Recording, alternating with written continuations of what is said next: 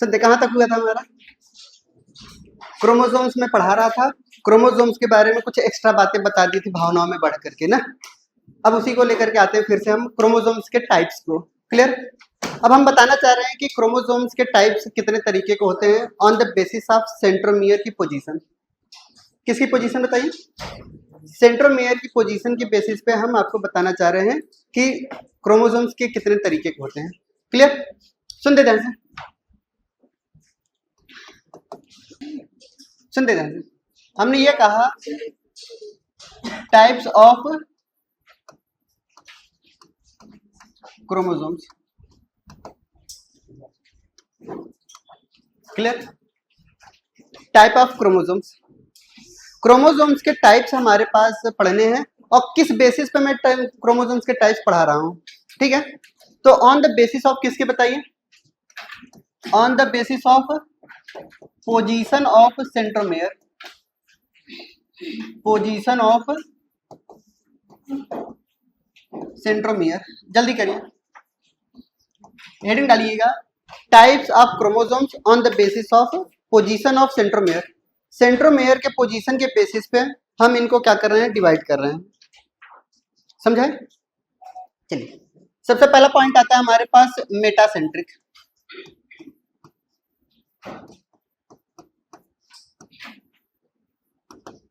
सबसे पहला आता है हमारे पास कैसा?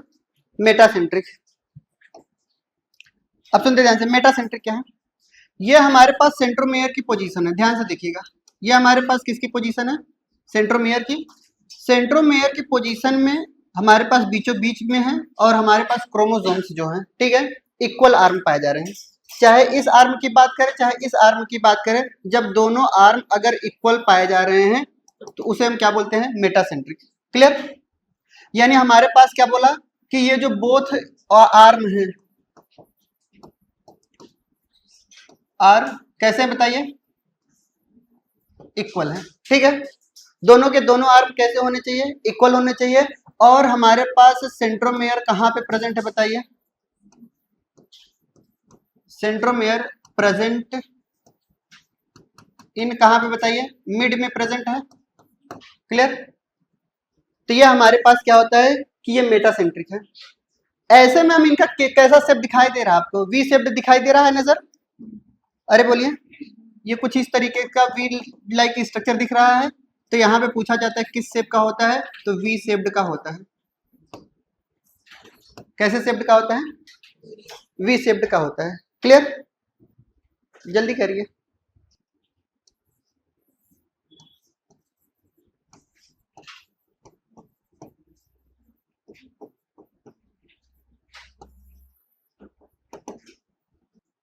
हो गया? चलिए, सब मेटासेंट्रिक में देखते ध्यान से।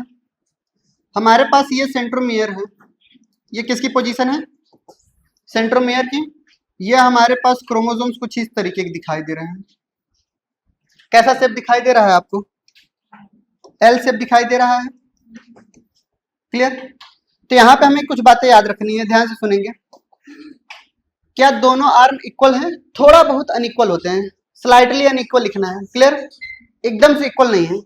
तो यहाँ पे हमारे पास क्या नजर आता है? जो दोनों आर्म है स्लाइटली अनइक्वल है। क्लियर? जो हमारे पास सेंट्रोमेयर है, सेंट्रोमेयर है वो स्लाइटली अवे फ्रॉम कहां है बताइए?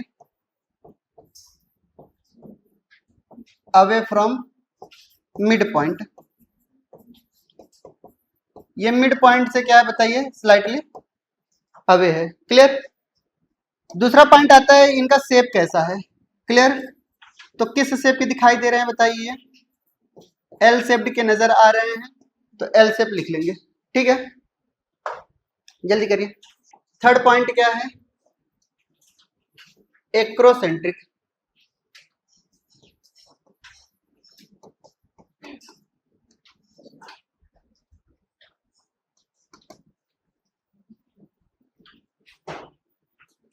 हमारे पास क्या है? एक्रोसेंट्रिक। एक्रोसेंट्रिक में देखेंगे ये हमारे पास सेंट्रोमियर कुछ शेप्ड के इस तरीके से शेप्ड के होते हैं। ये क्लियर?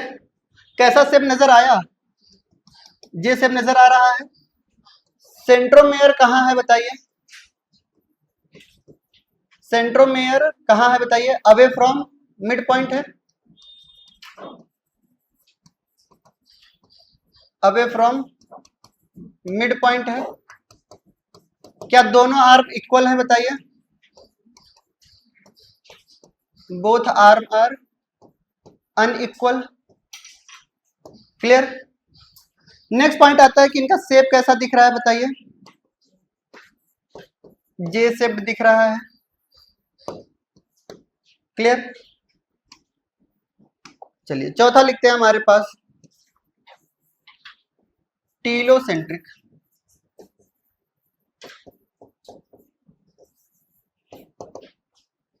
नेक्स्ट हेडिंग हमारे पास है टीलोसेंट्रिक। ये हमारे पास सेंट्रोमेयर, एक आर्म क्या दिख रहा है? गायब ही नजर आ रहा है। क्लियर? तो यहाँ पे क्या है कि आर्म पाए जाते तो हैं बट वो बहुत छोटा सा पाया जाता, दिखाई नहीं देता हमें। क्लियर? तो ऐसे में क्या है कि ये सेंट्रोमेयर क्या है बताइए? सेंट्रोमेयर एट वन इंड, एक इंड पे चला जाता है। बोलिए बात सही है? दूसरा पॉइंट, यहां पर अनइक्वल आर्म दिख रहे हैं आपको। ठीक है? कैसा शेप दिख रहा है ये बताइए? आई शेप नजर आता है। किस शेप नजर आता है? स्मॉल आई होना चाहिए बट ये याद रखना है। क्लियर? किस शेप का नजर आता है? आई शेप नजर आता है। क्लियर? हमारा मेन मुद्दा क्या है मालूम है? हमारा मेन मुद्दा ये है कि हमें इन सब के बारे में याद रखना है, कौन सा शेप है, कौन सा शेप है। ठीक है? स्ट्रक्चर ऐसे बने आ जाएंगे तो पहचान लेंगे आप लोग। क्लियर? सुनते जाइए। अगर किसी को लगता है कि सर जी ये समझ में नहीं आ रहा है, ट्रिक बता दें। एक ट्रिक है हमारे पास, मस्त बिजली, लेकिन बट आपके यहाँ तो बहुत खराब बिजली आती है ना। क्लियर? मेटासेंट्रिक में कैसा शेप, एक्रोसेंट्रिक में कैसा शेप, सब मेटासेंट्रिक में, टीलोसेंट्रिक में। क्लियर? नहीं भूलेंगे जिंदगी में। अब हमें आर्म रेशियो, एक एक्स्ट्रा पॉइंट बढ़ा रहे हैं। ठीक है? हेडिंग डालते हैं हमारे पास आर्म रेशियो। हेडिंग क्या है हमारे पास? Arm ratio. क्लियर? दो बार पूछा गया आर्म रेशियो के बारे में। क्लियर? सुन देना सर।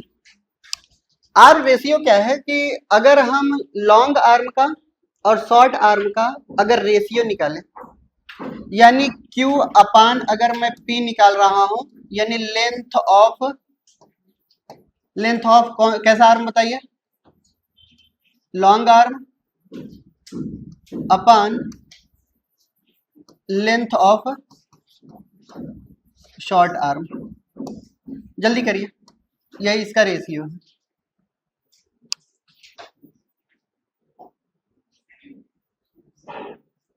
क्लियर?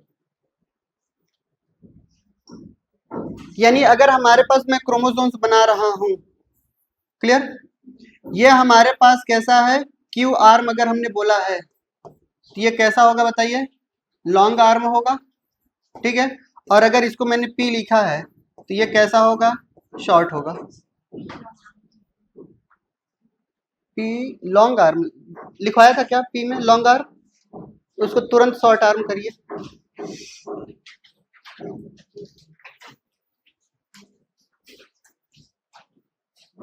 पी हमारा शॉर्ट आर्म है।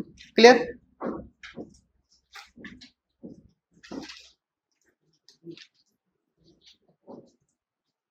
हो गया?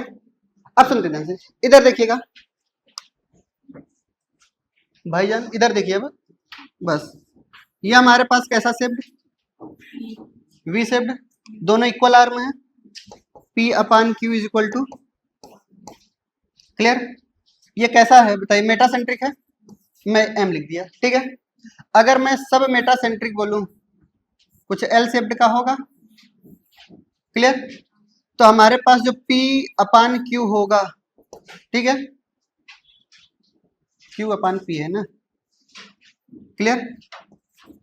Q अपान P, इनका 1 आएगा, इनका Q अपान जो P है, क्लियर, वो मोर देन 1 होगा, क्योंकि शॉर्ट आर्म हमारे पास यहाँ पर लॉन्ग आर्म बड़े हैं, क्लियर। तो यहाँ पे क्या होगा, इनका मोर देन 1 आएगा, क्लियर।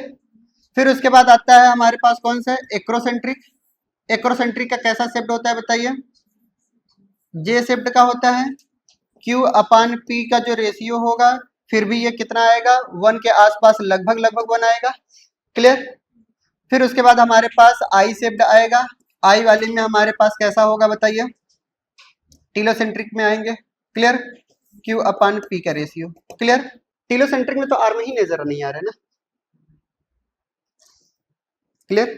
तो सबसे पहले तो वही आएगा ना, क्योंकि नीचे वाला आर्म क्या है हमारे पास, बड़ा है, क्लियर। उसकी बात ही नहीं करेंगे, क्लियर।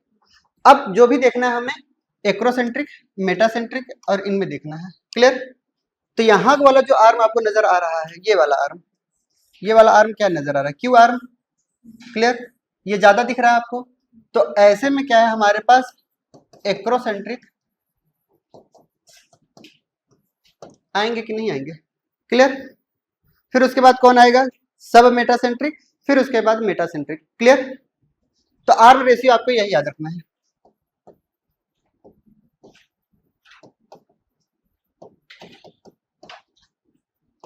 अच्छा, मेटासेंट्रिक के बाद हमने टीलोसेंट्रिक क्यों नहीं लिखे हैं बताइए, जब आर्म ही नजर नहीं आ रही है तो किसका रेशियो मैं निकालूं, क्लियर। ये बात आपको याद रखना है, ये इंपॉर्टेंट लगा लीजिए।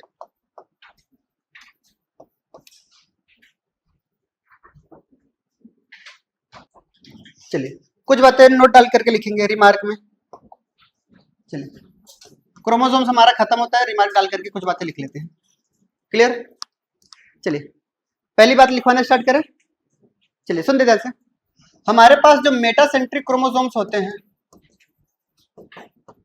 मेटासेंट्रिक जितने भी क्रोमोसोम्स होते हैं वो बहुत ही कॉमन होते हैं। अगर आपसे कोई पूछे अगर इस जिंदगी में कि वेरी कॉमन अगर किस टाइप के क्रोमोसोम्स पाए जाते हैं हमारे अर्थ पर, तो कौन से, मेटासेंट्रिक वाले, क्लियर। अच्छा, बहुत ही रेयर क्रोमोसोम्स कौन से होते हैं, टीलोसेंट्रिक वाले बहुत ही रेयर होते हैं। टीलोसेंट्रिक जो क्रोमोसोम्स होते हैं बहुत ही ज्यादा रेयर होते हैं, क्लियर। दूसरा पॉइंट आता है हमारे पास, अगर प्रोबेबिलिटी की बात की जाए, प्रोबेबिलिटी ऑफ अपीयरेंस, क्लियर। अगर प्रोबेबिलिटी ऑफ अपीयरेंस की बात करेंगे, सबसे ज्यादा कौन अपीयर होता है, तो सबसे पहले कौन आएगा, सबसे लास्ट में कौन आएगा, ऐसे तो याद हो जाएगा। फिर उसके बाद सब मेटासेंट्रिक, फिर उसके बाद एक्रोसेंट्रिक, फिर उसके बाद हमारे पास टीलोसेंट्रिक, क्लियर, समझ आई बात। दूसरा पॉइंट, ये सब रिमार्क है, ये क्वेश्चन पूछे गए हैं, ये सब के सब PYQ हैं, क्लियर। दूसरा पॉइंट आता है एक लास्ट में, अगर जितना ज्यादा वेराइटी ऑफ क्रोमोसोम्स हमारे पाए जाएंगे ऑर्गेनिज्म के अंदर, वो आने वाले समय में उतना ही ज्यादा एडवांस्ड होगा, इवोल्यूशन में मदद करता है, क्लियर। हमने ये कहा कि अगर हमने ये कहा कि high variety of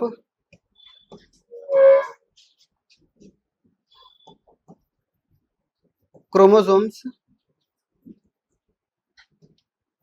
present in organism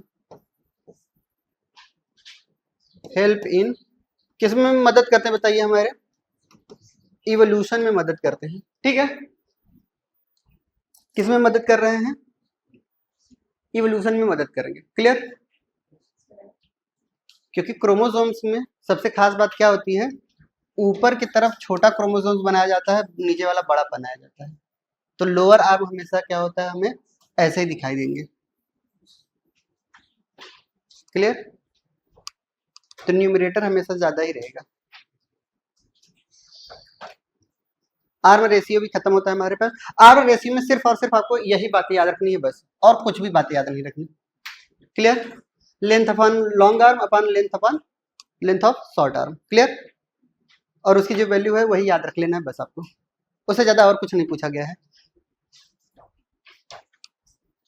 गली में तो ये बनना बताओ कि बता दे रहे हैं, बाकी कोई बताएगा भी नहीं। ठीक है, एक ही बार क्वेश्चन पूछा गया था, उसके बाद पूछा नहीं गया है। क्लियर? एम्स 2013 में पूछा गया था, तो वहां तक तो नहीं पहुंचोगे ना क्वेश्चन में। चलिए आगे बढ़ते हैं। हमारे पास ये हमारे पास क्रोमोसोम्स अब जाकर के खत्म होता है। क्लियर? अब किसी को तकलीफ हो तो क्रोमोसोम्स में बताइए। क्लियर? हेडिंग डालते हैं हमारे पास, सुनेंगे कुछ बातें। अब जनरल पॉइंट लिखेंगे। कुछ कह रहे थे भाई? नहीं ना?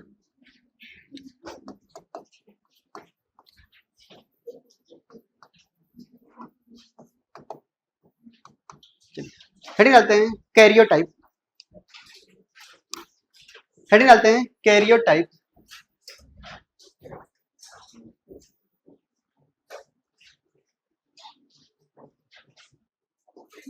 आगे बढ़े। कैरियोटाइप सुन लेना है। कैरियोटाइप का मतलब क्या है? अगर हम कभी भी स्टडी कर रहे हैं न्यूक्लियस के अंदर, किसके अंदर? न्यूक्लियस के अंदर स्टडी अगर हम कर रहे हैं इंटरनल स्ट्रक्चर की, उनके मॉर्फोलॉजी की, क्रोमोसोम के मॉर्फोलॉजी की स्टडी अगर हम कर रहे हैं, यही कहलाता है कैरियोटाइप। क्लियर? अच्छा, न्यूक्लियस के अंदर हम देखते क्या है? सबसे पहले बात तो यही आएगा ना, तो क्रोमोसोम्स का नंबर देखेंगे, क्रोमोसोम्स का शेप एंड साइज देखेंगे, उनकी कैसी वेरिएशन आ रही है। क्लियर? डीएनए कंटेंट देखेंगे, कई सारे स्ट्रक्चर देखेंगे, तब जाकर के हम इनको कैरियोटाइप बोलते हैं। ठीक है, तो कैरियोटाइप में लिखेंगे study of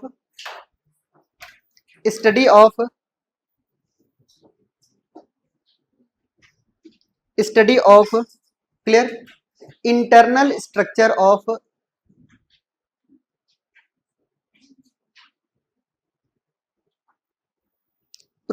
internal structure of nucleus as well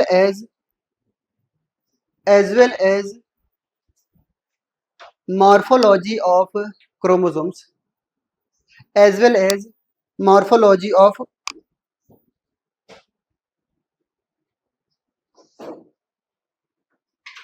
ठीक है, क्या लिखे हैं? Morphology of chromosomes. सुनिए, एक बार क्वेश्चन में पूछा गया था कैरियोटाइप है क्या, 4 ऑप्शन दिए थे।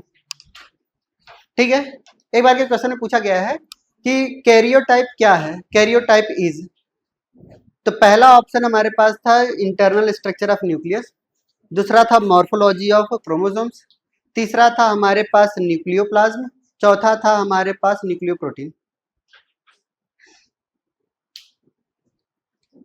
सब तो इंटरनल स्ट्रक्चर ही है ना, बोली बात सही है? तो उस दौरान बेस्ट आंसर माना गया था कि मॉर्फोलॉजी ऑफ क्रोमोसोम्स। ठीक है, तो कहीं पे भी अगर कैरियोटाइप आए अगर आपको जिंदगी में, तो सिर्फ और सिर्फ आपको यही याद रखना है, study of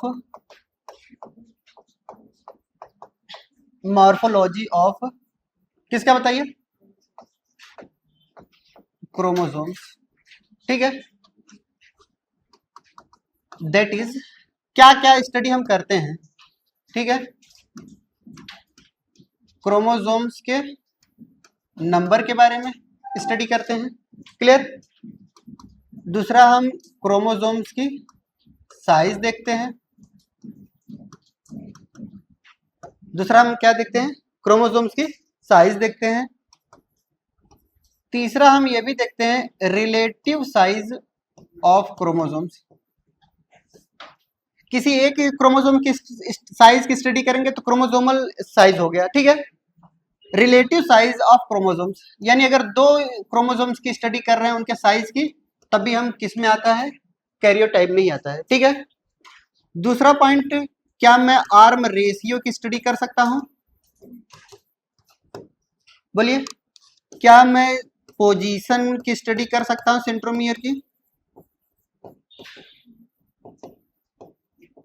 position of centromere, ठीक है। क्या मैं बेंडिंग पैटर्न पढ़ सकता हूं? क्योंकि सर जी लास्ट वाला समझ में नहीं आया, बोली बात सही है। यानी ये चीजें तो आपने पता ही सही है क्योंकि ये हम पिछले में पढ़ चुके हैं, क्लियर। बट ये लास्ट वाला आपने क्या समझाया ये हमें नहीं समझ में आ रहा, क्लियर। इधर देखते हैं, हमारे पास ये हमारे पास क्रोमोसोम्स हैं, ये हमारे पास क्रोमोसोम्स हैं, क्लियर। हम क्या करते हैं कि अगर इस क्रोमोसोम्स के अंदर बेंडिंग पैटर्न देखने हैं, यानी मुझे एडेनिन गुआनिन रिच कहाँ पे है, ठीक है, कहाँ कहाँ पे क्रोमोसोम्स के अंदर एडेनिन और थायमिन ज्यादा है, कहाँ कहाँ पे गुआनिन एंड साइटोसिन ज्यादा है, तो अगर उसकी स्टडी हम करेंगे तो यहाँ पे एक डाइस गिरा देते हैं, क्लियर।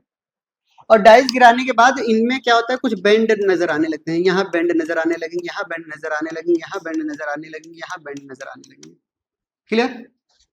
जहां जहां बेंड नजर आएंगे तो ये क्या मैं मान लूंगा क्या ये जीसी रीच होगा जिसके लिए मैं लगा रहा हूं, क्लियर। जहां जहां जीसी रीच होगा वहां वहां ये बेंडिंग पैटर्न नजर आएगी कि नहीं आएगी स्टैनिंग करने के बाद।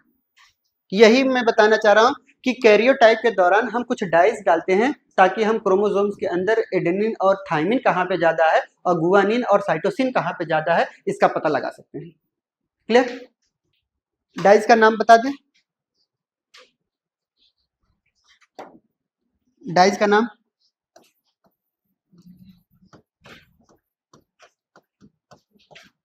क्यूनोक्राइन डाई, ठीक है। इस ये क्या पता लगाता है बताइए, ये क्या पता लगाता है, ठीक है। जीसी रिच की जगह पे एटी रिच कर दिया, कहाँ कहाँ पे एटी रिच है, ठीक है।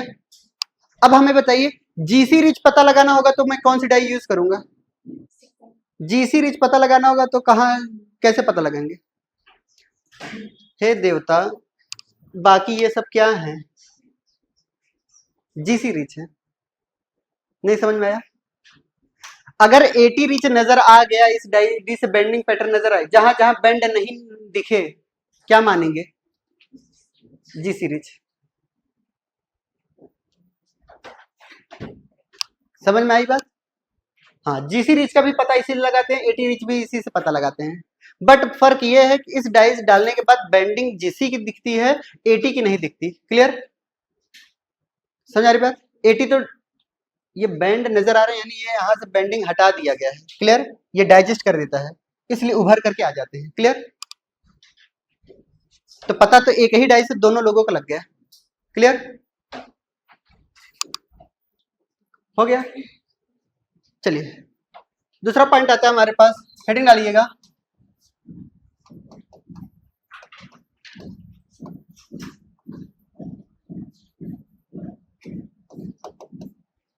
ईडियोग्राम,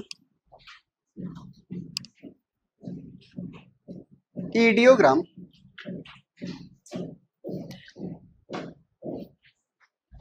हेडिंग है हमारे पास, समझाए, समझेगा कैसे।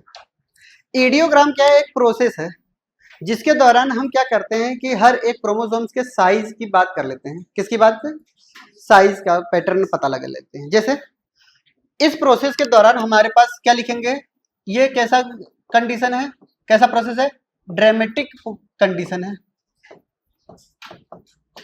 Dramatic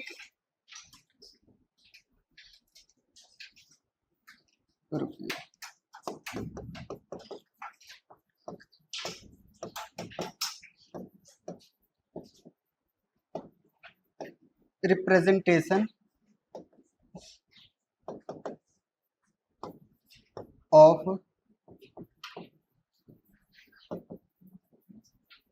karyotype, clear. यानी क्या करते हैं ईडियोग्राम के दौरान हर एक क्रोमोसोम्स के शेप एंड साइज का हम पता लगाते हैं। जैसे ये क्रोमोसोम्स एक इतना बड़ा क्रोमोसोम्स है, ठीक है। फिर उसके बाद ये क्या करता है, उससे छोटा वाला क्रोमोसोम्स को इससे बगल में रखेगा, फिर इनसे छोटे वाले क्रोमोसोम्स को इनके बगल, फिर इनसे छोटे वाले इनसे, किस पैटर्न में ये रख रहा है, क्रोमोसोम्स को सेपरेट कर रहा है, डिक्रीजिंग ऑर्डर में रख रहा है, इसी को हम ईडियोग्राम बोलते हैं, क्लियर? यानी ये क्रोमोसोम्स को किस बेसिस पर रख रहा है बताइए? Arrangement of chromosomes on the basis of decreasing order. ठीक है, तो लिखेंगे यहाँ पे हमारे पास। क्लियर? ये क्या कर रहा है? क्रोमोसोम्स को अरेंज कर रहा है, arrange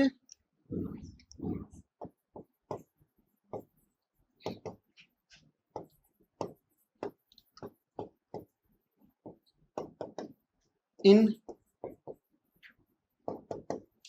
decreasing order. Decreasing order में ये क्या कर रहा है? अरेंज कर रहा है। एक सुंदर सी हेडिंग डालते हैं, हैप्लॉइड डिप्लॉइड मेथड।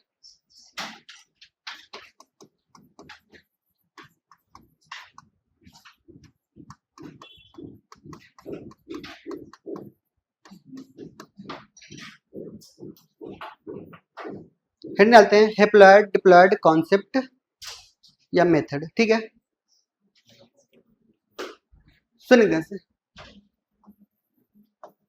हम किसी भी सेल्स को कैसे हैप्लॉइड माने, किसी भी सेल्स को हम डिप्लॉइड कैसे मानेंगे? मेरी बात समझ रहे हैं? यानी हम कैसे पहचानेंगे कि ये सेल हैप्लॉइड है, या मैं कैसे पहचानूंगा ये सेल डिप्लॉइड है? क्लियर? जैसे ध्यान से देखेंगे, ये एक सेल है। क्लियर? एक सेल ये है। क्लियर? अगर नहीं समझ में आएगा तो फिर दिक्कत हो जाएगी। क्लियर? ध्यान सुनना है, ये हमारे पास दो अलग अलग तरीके की सेल्स हैं। हम कैसे माने कि कौन हैप्लॉइड है कौन डिप्लॉइड है? तो पहचानने का तरीका मैं बता रहा हूं।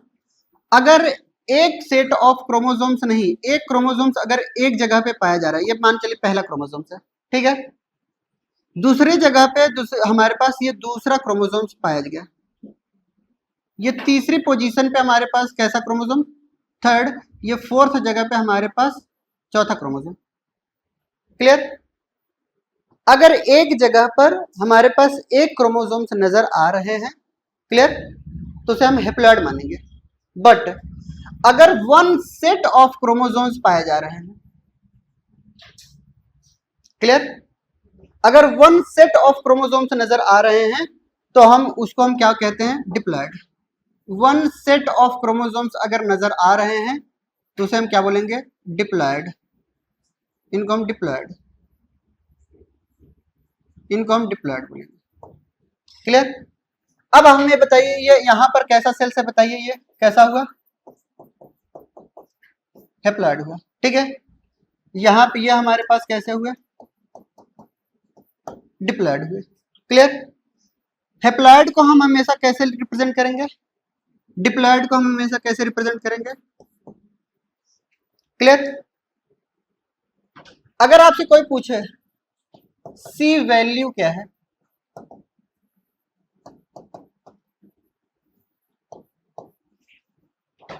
सी वैल्यू क्या है, ठीक है, किसी ने कभी जिंदगी में नाम सुना है सी वैल्यू का?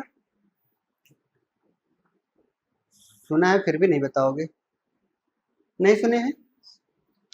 सुन लेते हैं, बायोमोलिक्यूल में भी आएगा, सेल साइकिल सेल डिवीजन में भी आएगा। क्लियर? सी वैल्यू क्या है कि किसी एक न्यूक्लियस के अंदर अमाउंट ऑफ डीएनए कितना है। क्या बोला? Amount of DNA, amount of जो डीएनए मटेरियल है, जेनेटिक मटेरियल, उसी को हमने क्या बोला है? सी वैल्यू। यहां पर एक क्रोमोसोम्स है तो इनको हम n/c से रिप्रेजेंट करेंगे। ठीक है, यहां पे कैसे लिखेंगे? 2n/2c। क्लियर? जल्दी करिए।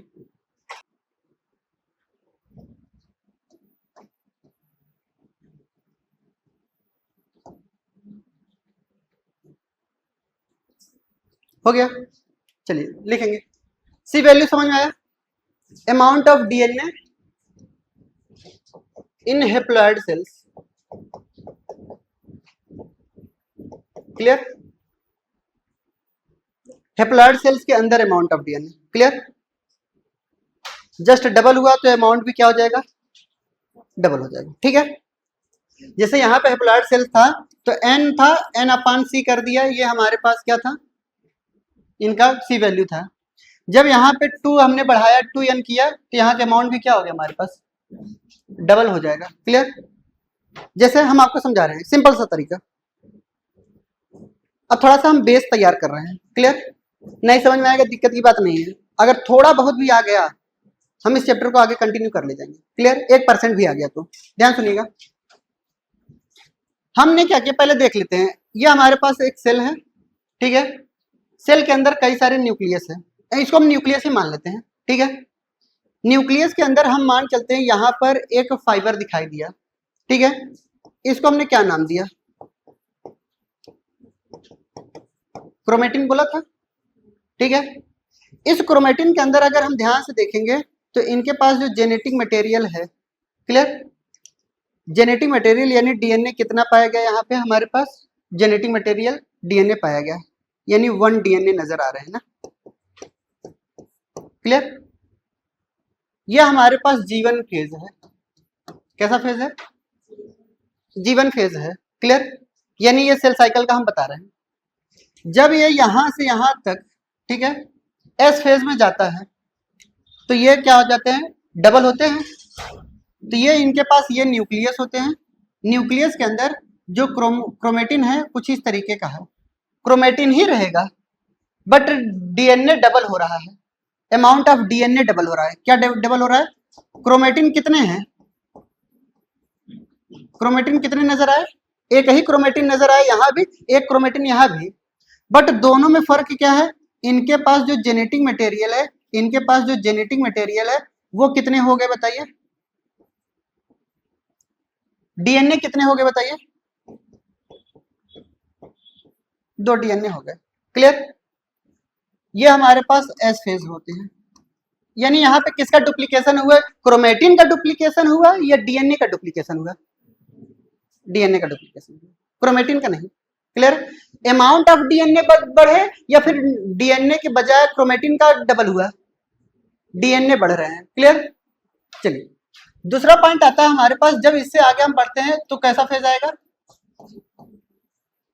G2 फेज आता है, क्लियर? G2 फेज के दौरान हमारे पास ये न्यूक्लियस होते हैं, यहां पर ये क्रोमेटिन दिखाई दिया। क्रोमेटिन कितने नजर आए बताइए? 1 क्रोमेटिन नजर आए, क्लियर?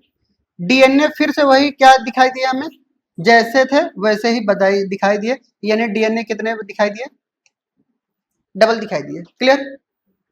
अब यहां से एक फेज स्टार्ट होता है जिस फेज का नाम होता है क्या? प्रोफेज स्टार्ट होता है, क्लियर? प्रोफेज के दौरान हमारे पास ये न्यूक्लियस से ये जो हमारे पास क्रोमेटिन है ये अब क्या होगा? कंडेंस्ड होना स्टार्ट होता है। क्या होना स्टार्ट होता है? कंडेंसेशन स्टार्ट होता है। तो जब भी कंडेंसेशन स्टार्ट होता है तो इनमें क्रोमोसोम्स कुछ इस तरीके से बनने स्टार्ट हो जाते हैं। क्या कंप्लीट हुआ है?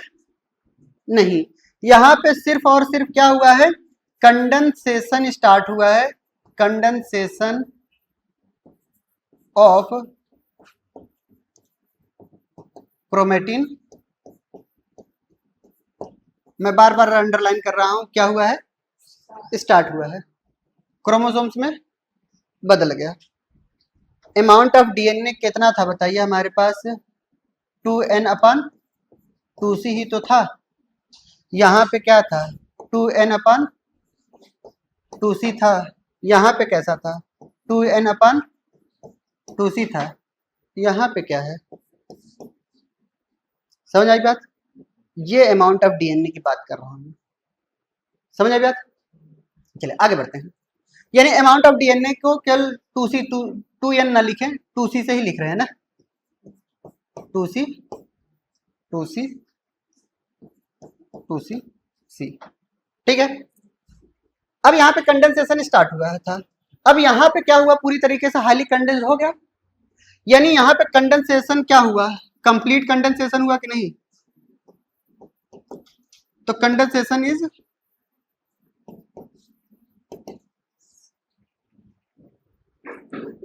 ठीक है, यहाँ पे कंडेंसेशन कंप्लीट हुआ, अमाउंट ऑफ डीएनए भी उतना ही रहेगा, यानी 2c रहेगा, क्लियर? अब बात आती है कौन सा फेज? एनाफेज आएगा। एनाफेज के दौरान हमारे पास ये न्यूक्लियस हमने बनाया, यहां पर सेंट्रियोल जाएंगे, यहाँ पे सेंट्रियोल जाएंगे। क्लियर।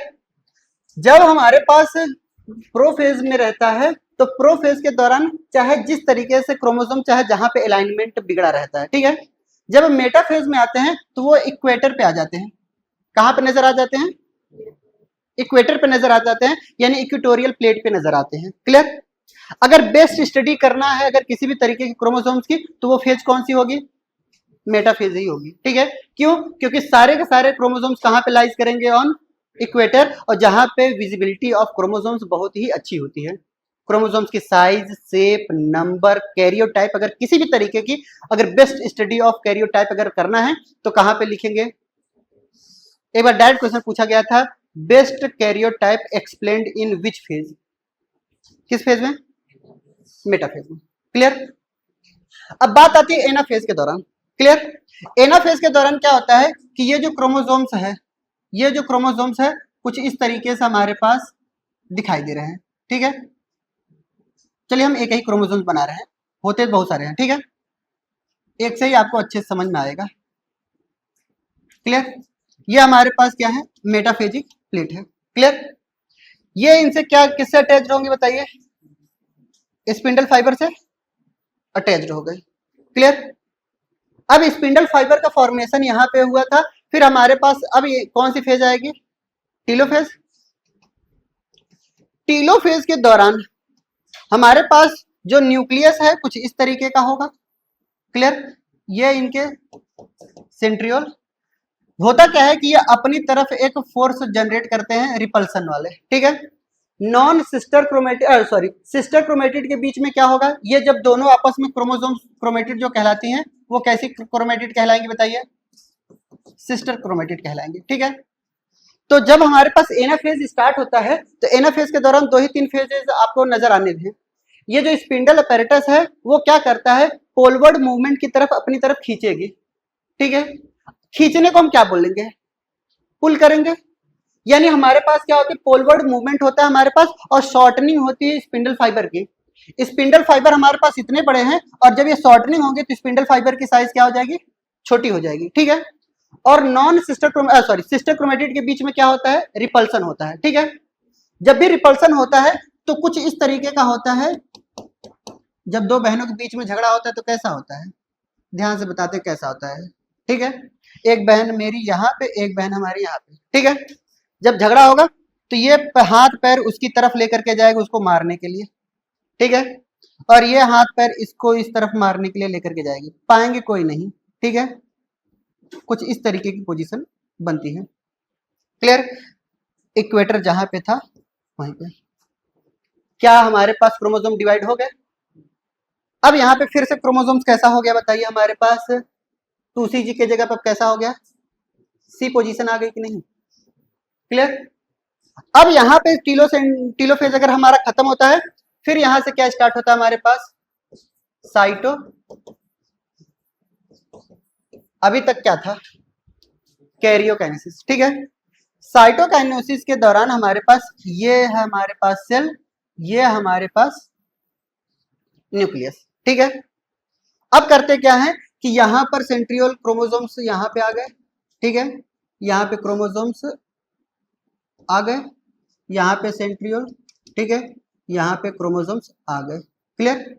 ये अपना कुछ अलग बना लेंगे न्यूक्लियस, ये अपना एक अलग न्यूक्लियस बना लेंगे। ठीक है। और एक समय आएगा ये 2 पार्ट में क्या हो जाएंगे?